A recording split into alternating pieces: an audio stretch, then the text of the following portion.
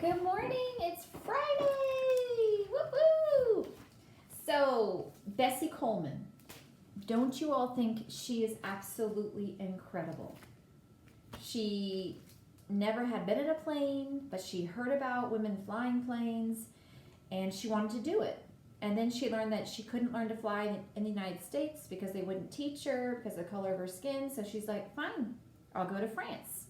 Worked, saved up money, learned how to speak French, went to France, rented an apartment, took flying lessons, got her pilot's license, came back to the United States, and then she started to do air shows and started to make a lot of money giving air shows.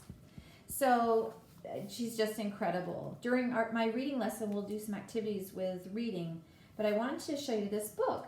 This is from the Lima Public Library, and it says Talking About Bessie, the story of aviator Elizabeth Coleman by Nikki Grimes, illustrated by E.B. Lewis. And I thought it was a biography, but it's not, but it's really cool. It is a story, and they have really beautiful paintings. This is a story, some of her friends, family, and some of her teachers wrote like a page about her. So it's very, very long, so I can't read the whole thing, but I chose 4 stories to read. So this is her mom, and this is what her mother said. Her mother said, I woke my Bessie before dawn on Sundays to bathe and dress her for church, then being bound and determined that she, like all my other children, should first learn the wisdom of the Lord, and then the wisdom of the world. Bessie got her taste of the second at school after she turned 6. I could neither read nor write, but fixed it so my children would. I weekly pinched pennies to rent books from the library wagon. So remember in the story we read in our book, the wagon with the books on it? They had to rent the books. I did not realize that. I thought it was like checking out books, but she had to give money to rent the books, which came by the house twice a year. Still, near as I can remember, Bessie's first book was the Bible. Each night I'd tend the oil lamp and then sit while Bessie read the scripture. Her eyes glowed as they moved across the page. She'd stumble over the begets, but mostly she'd read a story in a steady voice, pausing between verses to lick her lips if the words were honey. I cried to see the joy Bessie took in reading. Somehow I knew the grand use that she would make of it one day. So that's the mom, and talking about her daughter. And it's interesting, when her mother could not read, she was never taught how to read, but she said it was important that her children learn how to read. Okay, so the next one, I'll show you the pictures. They have one from a sister, it looks like, and someone that she worked with. So they picked cotton. Someone she worked with. And this is her teacher. I wanted to read this one. It says school teacher over here. There's the classroom. And this says, when it came to knowledge, Bessie was a miser, hoarding facts and figures like gold coins. She was saving up to spend on something special. I'd watch her sometimes poring over her lessons, lips pursed in concentration. Often when the subject turned to math, she'd glance up to me, and I swear I'd get sort of greedy and look in her eyes, but maybe it was just my imagination. I did not imagine her persistence, though. Come rain or shine, if work allowed, Bessie would attend the hot in summer, cold in winter, one-room colored schoolhouse where I taught in Waxahachie. So it must be a city. Not even the 4-mile walk it took to get there discouraged her from making her way to class. Still, bright as she was, I worried that her first mind would be sacrificed to a life spent picking cotton or working at the mills, like so many others had before. But after each harvest, she returned to class, determined as ever to snatch up the pocket of every tidbit of knowledge I could offer. Teacher, she'd say, one day I'm going to amount to something. Bless God, I need not have fretted in that least. So she knew she would become something awesome. All right, that was her teacher. This is, I think, her sister, another sister. This is someone that she did laundry for. This is someone in a band that knew her. Another sister. This must have been when she went to Chicago, because this is a bigger city. Yeah, in Chicago working. Oh, this is when she's getting on the steamship. So Robert Abbott must have been the man that told her, you have to go to France if you want to learn how to fly.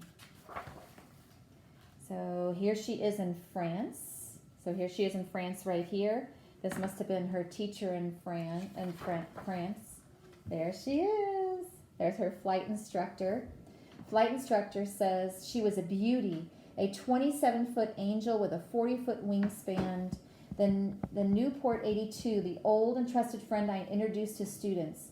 But I warned Bessie, as I cautioned to everyone, if she continued her course in class, could be the last for the old friend or of whom she ever lays eyes on.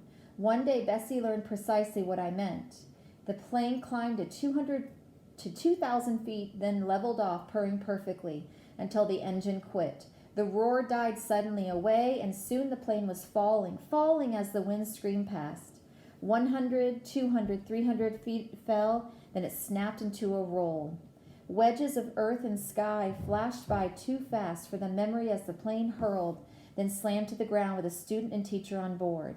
Bessie gasped, watching from the sidelines, knowing how easily she could have been the one in flames. I was surprised the next day when she came for her lesson, how she boarded the plane without hesitation. I signaled directions above the wind and engine roar. She moved the rudder bar and joystick just as I told her, practicing until the rhythm was steady and sure. The crash was a terrible shock to my nerves, she said later, but I never lost them. So when she learned how to fly at school, at the flying school, she witnessed a plane crash, but she said it did not stop her. She still wanted to learn how to be a pilot. All right, that was her flight instructor. So here she is back. Now she's got her pilot's license, and she's back in the United States. She actually did crash at one point and survive. There she is. She's healing. Okay, and this is a fan. So this was a woman, she was a child when she went and she saw Bessie Coleman fly, because people would pay money to see them fly. Here it says, you should have seen her. She made the plane do spirals and fancy flips, and made the plane quit mid-air and let it zoom down like when she crashed in California. And just when we thought she was surely done for, she pulled the plane up again and tore off for the sun. Just think, we colored folk almost didn't get to go see her because the air circus was usually just whites only. But Bessie told the producers if we couldn't come to the show, then she wouldn't either. Her shows were worth so much money, they finally let her have her way. Folks here in Wachacuchi lined up for a chance to fly with Bessie after the show, like folks had done in Houston, Memphis, and Richmond, and every other city that she'd flown in for the last 4 years. I'd have flown with Bessie too, but Ma said girls and planes don't go together. Bessie was 34, which was sort of old, but she was beautiful. One time, a film company in Florida was planning on making a movie about her, which was no surprise. Ask me, she was a star already. Bessie gave a bunch of lectures at local churches and threatened to raise money so she could start a flying school. I went to hear her talk about them and sat in the front row and watched the films she showed of her flying over the Kaiser's Palace in Germany. Her eyes sparkled when she talked of aviation, and she said that we should all think about learning how to fly, especially us girls. I am anxious to teach you, she said, and I swear she was looking dead at me when she said it. I haven't made up my mind about being a pilot, but Bessie made me believe I could do anything. I remember we talked about quotation marks. So right here, I am anxious to teach you. Bessie Coleman really said those words. Okay, and then, so she actually passed away. As I told you yesterday, her plane did crash. And then these are words from Bessie. So there she is, a little bit older. And this is what she said. I'll never forget the first time in France. My knees wobbled when I climbed into the cockpit. The mechanic cranked the propeller for me, and soon a fine spray of engine oil misted my goggles, baptizing me for the takeoff. I taxied down the runway praying, but flying at Checkerboard Field in Chicago was the best. My family and friends were there in the stands, cheering me on as I sliced through the air. Oh, Mama, I wish you could have been in the plane to feel that magnificent machine shudder, with the sheer joy of leaving the ground. I climbed over 1,000 feet that day. I did a snap roll that sent blood rushing to my head so fast I thought my eyes would explode. My seatbelt felt like a magnet pulling on my spine. I can still feel my hand gripping the joystick. How my muscles ached from struggling to hold the plane center, but I didn't mind. To rest even for a moment, weightless and silent on a cushion of cloud, near enough the sun to scoop up a handful of yellow, was a privilege more than worth this price of paying. In the end, I count myself twice blessed. First, to have experienced the joy of flight, and second, to have shared it with others of my race. I'll say this and no more. You have never lived until you've flown. And those were her exact words.